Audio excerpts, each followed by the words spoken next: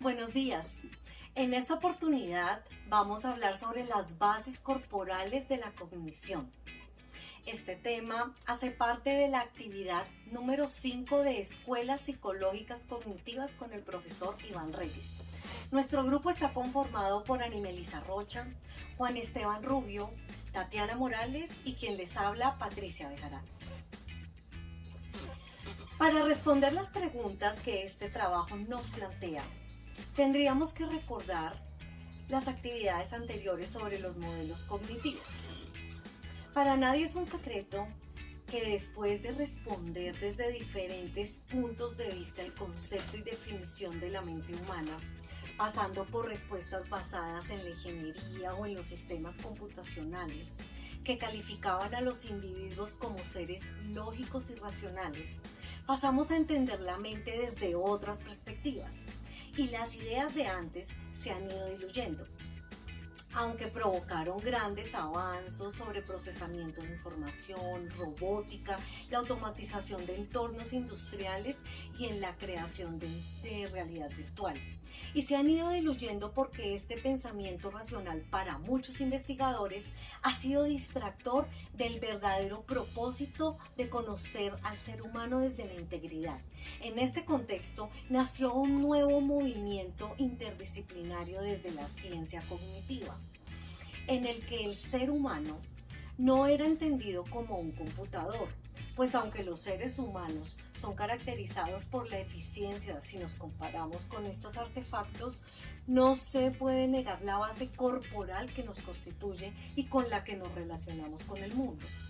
Si bien la metáfora mente-ordenador nos enseña que nuestra mente funciona desde la percepción, desde el registro de representaciones mentales con sus representaciones simbólicas y acción, que es el resultado de esa manipulación cuyo resultado es una orden concreta motora que el cuerpo despliega en su entorno, esta metáfora, para entender la mente, nos limita a pensar que los seres humanos solo somos capaces de analizar desde la codificación y la decodificación de mensajes. Y esto no es verdad, porque los seres humanos tenemos integradas las capacidades de percepción y de acción.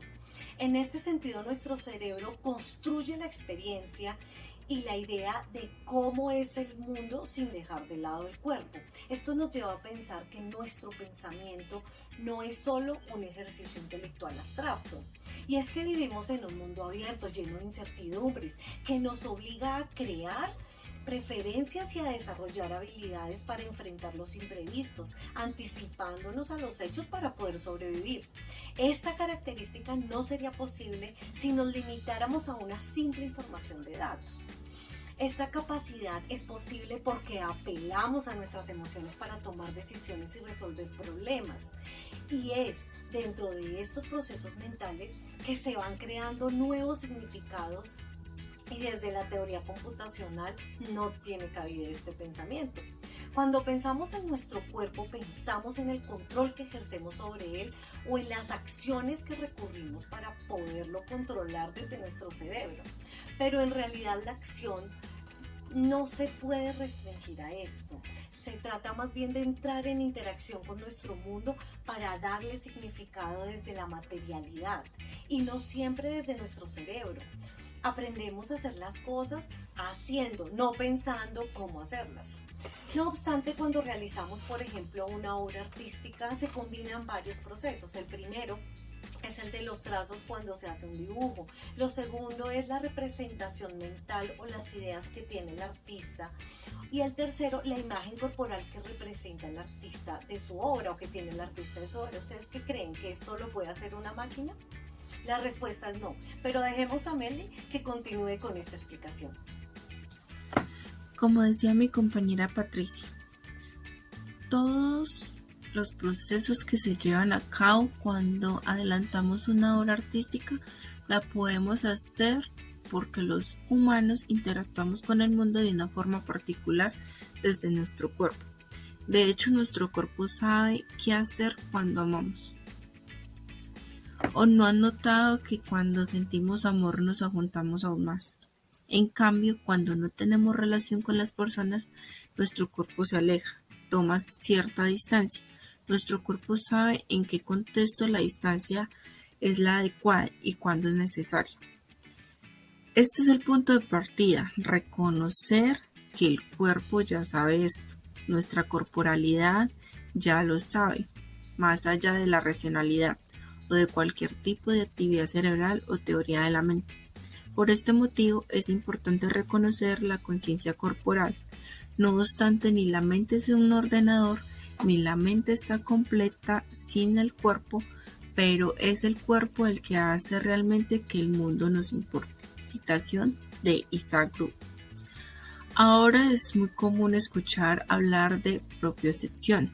La propiocepción es la conciencia que tiene el cuerpo de dónde está el espacio. Es el que nos permite saber en qué dirección se están moviendo nuestras articulaciones y en el que nos hace ser conscientes de nuestro equilibrio y de nuestra compostura. En otras palabras, es contar con una conciencia corporal.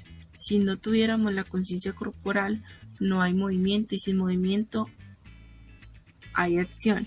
Cuando se presenta una conciencia corporal alterada, puede haber movimientos desorganizados y la calidad de vida se altera. De este modo le doy la palabra a mis compañeros Juan y Tatiana para que nos den algunos ejemplos. Buen día, mi nombre es Juan Esteban Sierra y hoy les vengo a hablar sobre la evidencia de la importancia de la conciencia corporal. Como lo hemos mencionado anteriormente, la conciencia corporal es la capacidad de determinar dónde está nuestro cuerpo en el espacio y cómo se mueve. Nos ayuda a entender y a relacionarnos en la casa, en la escuela o en el mundo exterior en cualquiera de los ámbitos que se nos puedan presentar. A veces cuando las personas tienen poco desarrollada esta conciencia, pueden presentar movimientos erráticos, movimientos descoordinados o retrasos en su desarrollo psicomotriz. Desde las primeras etapas del desarrollo es muy importante que los padres ayuden en la formación del niño y de su conciencia corporal, relacionando sus propias partes del cuerpo, nombrándolas, enseñándolas para así poder asimilarlas de una mejor manera, como lo puede ser el famoso cántico de cabeza, hombros, rodillas y pies que todos hemos cantado de niños, lo cual ayuda al pequeño a desarrollarse de una mejor manera y a facilitar el progreso de sus capacidades y conocer sus limitaciones en el mundo corporal.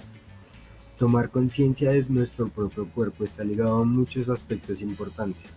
Entre ellos puede ser estimular el desarrollo cognitivo, recepción y gestión de información, potencia el reconocimiento físico y motor de las distintas partes del cuerpo, facilita el aprendizaje de su funcionamiento corporal, contribuye a la capacidad de regular el movimiento, permite reconocer y fijar los límites para interactuar con los demás de una buena manera.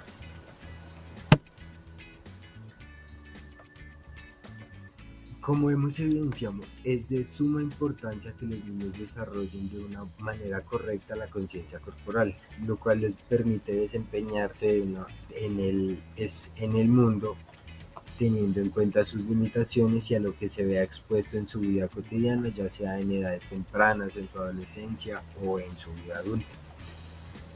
Algunas de las herramientas más utilizadas para reforzar esta conciencia corporal en los niños de una manera sana y divertida son los juegos con las manos, los cánticos, jugar a repetir, a imitar al otro. Y es que quien no jugaba a imitar al otro cuando éramos pequeños, la idea de ponerse uno enfrente del otro y que el otro copie los movimientos de uno puede reforzar mucho la conciencia corporal y el cómo están distribuidos los cuerpos de cada persona.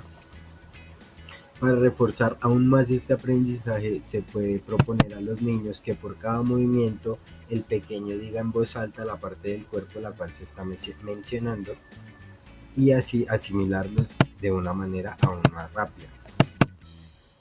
Otro ejemplo en el que podemos en los que podemos evidenciar acá son los juegos, los cánticos que tenían más que todas las niñas, de aplaudir, los juegos de mesú, jugar a las malitas calientes, quemados, todos estos juegos refuerzan aún más las capacidades cognitivas de los pequeños y adaptándolos para su conciencia corporal durante toda su vida.